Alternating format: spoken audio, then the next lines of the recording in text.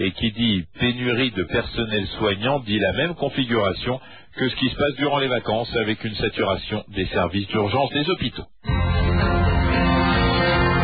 10h53, est-ce qu'il faut revenir de l'actualité avec Didier Charpin? 18 mois de prison avec sursis, 10 ans d'inéligibilité. C'était au début de l'année le jugement du tribunal correctionnel de Nanterre à l'encontre d'Alain Juppé.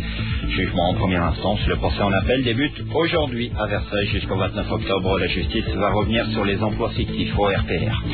17 enfants légèrement blessés hier dans le Puy-de-Dôme, près de la commune de Marin. Le bus qui les transportait s'est retourné. Il est retombé sur le toit. Précision importante des enquêteurs, tous les enfants avaient bouclé leur ceinture de sécurité, ce qui a permis d'éviter un bilan beaucoup plus lourd.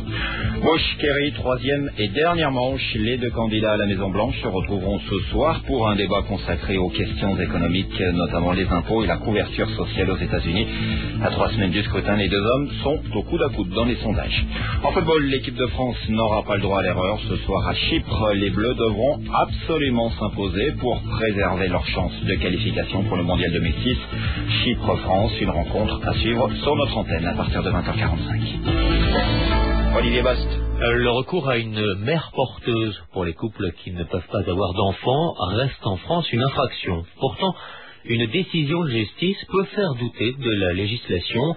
Un couple de Français vient de bénéficier d'un non-lieu. Il avait eu des jumelles nées il y a 4 ans d'une mère porteuse aux États-Unis. Ce non-lieu pourrait entraîner dorénavant une tolérance dès lors que cette pratique a été mise en œuvre dans un pays où elle est considérée comme légale. Christophe Lurie.